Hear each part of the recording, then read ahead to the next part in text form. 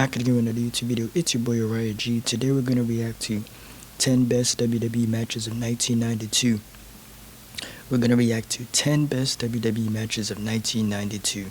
Let's get right into the video. Spend $5 and get $200. We have an ad to start off the video. That usually happens when we react, but once I get an editor, then we can edit all that out. But until then, no. Let's restart the video. Hold on, pause it. Okay. Unmute. Let's begin. With only 4 pay-per-views in their calendar and Monday Night Raw still a ways away, you might think that finding great WWE matches in 1992 would be a tough job. In fact, it was pretty straightforward because WWE put out some banging stuff this year. There was the Royal Rumble, which we will talk about in great detail later on, WrestleMania 8, a fine show with some brilliant matches, and who could forget the legendary WrestleMania 8. I have never seen WrestleMania 8, but I do know WrestleMania 6. I've seen WrestleMania 6 a lot of times. SummerSlam from London's Wembley Stadium. Certainly not me, since I was definitely there and loved every second of it, whether I wanted to or not. I'm Adam Pacitti from Cultaholic Wrestling, and these are the 10 best WWE matches of 1992. Join us.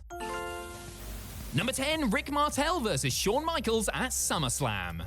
In the summer of '92, Sensational Sherry had a problem. 2 gorgeous men were fighting over her affections. Come to think of it, I'm not sure that qualifies as a problem. The hunks in question were Rick the Model Martel and Shawn the Boy Toy Michaels, who fought each other at SummerSlam to prove who the better man was. However, per the orders of their joint beloved, neither competitor was allowed to hit the other in the face. Gotta protect the moneymaker after all. What followed was wrestling at its pantomime best. Martel missed a diving attack, landing squarely on his face as Sherry winced on the outside. After a heated argument, Shawn and Rick began slapping each other, which caused Sherry so much distress that she fainted. I thought Ricky Martel was gonna suffer an injury or something. That's what I thought he was about to say, since he landed face first. On the ring apron. The boys then both tried to revive her, which included Martel chucking a bucket of water over the Sensational One before brawling up the ramp to end the match in a double countout, leaving poor Sherry all alone. If you're looking for an in-ring A double countout?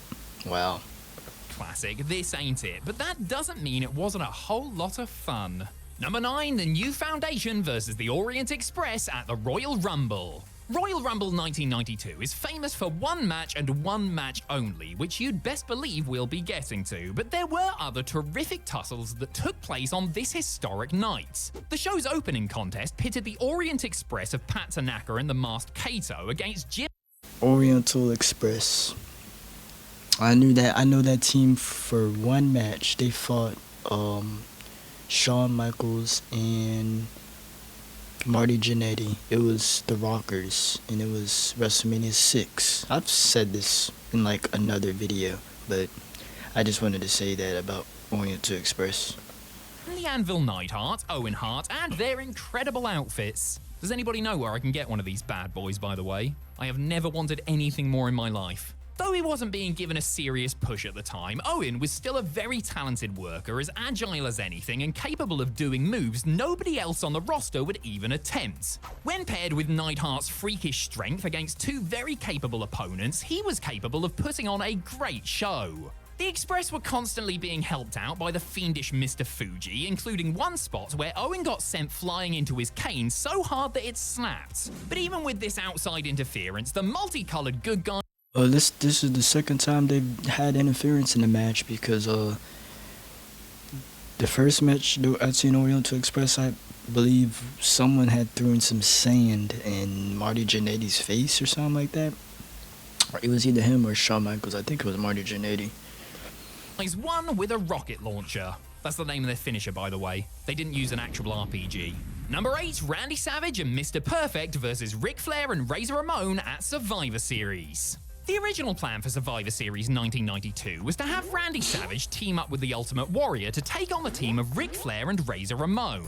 Sadly, this was disrupted by one of Warrior's many acrimonious WWE exits, so Flair's old pal Mr. Perfect hurriedly turned babyface and joined up with the Macho Man. Though it sounds rushed, Perfect's turn felt natural and gave the match a new storyline edge. Also, whilst Warrior may have had more star power, he had about a millionth of the actual wrestling ability of Kurt Hennig, so that was a plus too. The match played out exactly as you would expect a big battle featuring 4 top stars to. The heels did some healing, the babyfaces got in some comebacks, only for the baddies to take over once again. Basic, sure, but the crowd hung on every single moment from these 4 larger-than-life gladiators. Sure, it would have been better with a proper finish instead of just ending via DQ after a huge brawl, but this tag team clash was just what it needed to be and was a good show. I never known that. Ric Flair and Razor Ramon teamed up together. Showcase for 4 superior workers. Number 7, the British Bulldog versus Shawn Michaels on Saturday night's main event. Most people know that the British Bulldog began his one and only Intercontinental Championship reign in some style. Again, we will get there, but not many know that the match he lost the belt in was also a banger.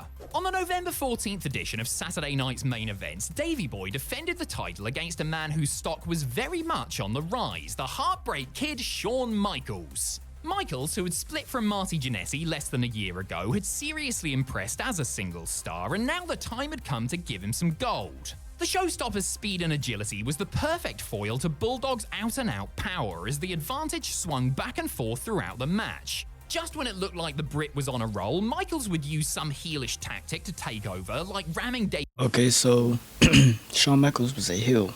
Davey Boy's back into an exposed turnbuckle. This would ultimately spell doom for Wigan's own as Davey's back gave out while attempting a suplex, causing Michaels to fall on top of him and score the pin.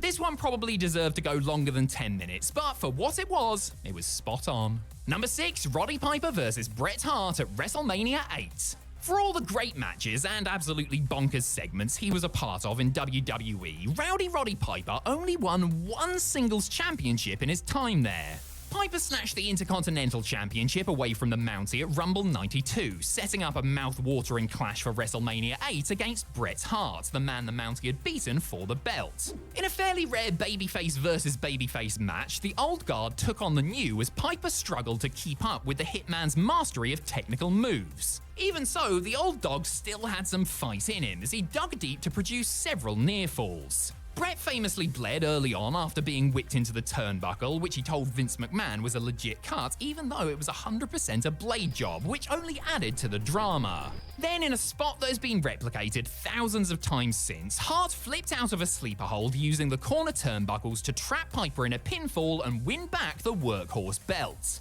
Truly a great showing from Hart and one of Roddy's best WWE matches, plus one of the only times he ever did a clean job. Number 5, Randy Savage versus the Ultimate Warrior at SummerSlam. Another big face versus face match from 1992 was the World Championship battle between Randy Savage and the Ultimate Warrior at SummerSlam, but the fans didn't actually know it was face versus face until it was over. The intrigue surrounding this one was that Ric Flair and Mr. Perfect had been spreading rumors that one participant was going to turn to the dark side with them. This was actually supposed to be the Warrior, but he said no, and would you argue with a gigantic muscular man who once wrote a comic book where he kidnapped Santa Claus? Didn't think so. Savage and Warrior put on a great show regardless, shades of their classic from the previous year's WrestleMania, and then Flair and Perfect came down to ringside. It turns out that neither man was in their pocket as they helped and hurt them both in equal measure until the face. That was Warrior's other type of attire he used to wear with the straps. Is teamed up to chase them away. Unfortunately, the Macho Man got counted out in all the mayhem, leading to a disappointing finish. Even so, the tension over who would side with the baddies, plus the undeniable chemistry between Savage and Warrior, was enough to make this a SummerSlam spectacle to savor. The big utilities write huge checks to Delegate Kim Taylor. Then she votes. Man, come on, man. Advertisements. Can't even skip them either.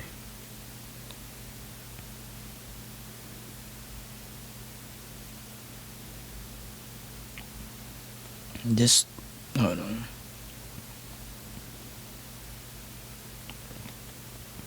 4, Ric Flair versus Randy Savage at WrestleMania 8. The reason why the Nature Boy was so mad at Savage at SummerSlam was because earlier in the year, they had met for the world title in the main event of WrestleMania 8. Well, okay, one of the main events. Apparently, we also had to make room for Sid versus Hogan. Not only was Flair's title on the line, but so was the dignity and honor of Miss Elizabeth. The dastardly Nature Boy had produced some hilarious doctored images claiming that, in Rick's own words, Elizabeth was his before she was with Savage. Cue a very conflicted Did not know about this storyline of Ric Flair being involved with Miss Elizabeth. macho sitting on a beach in all denim. That is one hell of a look. Flair and Savage never failed to show up, no matter what company they were working in, and this was no exception. The cream of the crop was an absolute beast here, fighting with every drop of emotion a story like this deserved, with Flair constantly on the back foot to avoid his jealous rage. Randy's anger nearly cost him a few times, but luckily he was able to compose himself and roll the champion up to win the match, win the title, and win the day for true love. Number 3, Bret Hart versus Shawn Michaels at Survivor Series. 5 years before a certain incident in Montreal, Bret Hart and Shawn Michaels met in the main event of a different Survivor. And I think this isn't the one where Bret Hart won the match, because Bret Hart has beaten Shawn Michaels before, and it was for the IC title. Series, also with the World Championship on the line. This was Hart's first pay-per-view match as champion, whilst Shawn, who had recently won the IC belt, remember, was headlining his first major show as a single star. They were given a mammoth slot to fill over 26 minutes, which is mad when you consider that they were both tag team wrestlers not too long prior. That said, they made the most of every single second, testing each other in battles of technical ability, power, speed, and who had the best hair. That last one may have mostly been in my head. I don't need to tell you just how good these two were together, but what's amazing is that they were great opponents right from the very start, so similar and yet so completely different in so many ways. Bret picked up the win with the one and only sharpshooter of the match. These were the days when finishers were actually protected, but this was only the beginning of one of the greatest WWE rivalries ever. Number 2, the Royal Rumble at Royal Rumble. For the first few years of its life, the Royal Rumble was nothing more than a novelty, a fun thing to do that definitely wasn't just created to stick it to Jim Crockett Promotions. However, in 1992, the match gained its first ever stakes, and what stakes they were. After a kerfuffle between Hulk Hogan and The Undertaker, the World Championship had been vacated, and the new champion would be decided via this 30-man over-the-top battle. I wasn't really paying. I've been paying attention to the video, but I'm trying to do something about school, trying to sign into something. It's giving me problems. Royal. Seriously, this has got to be one of the most star-studded rumbles in history.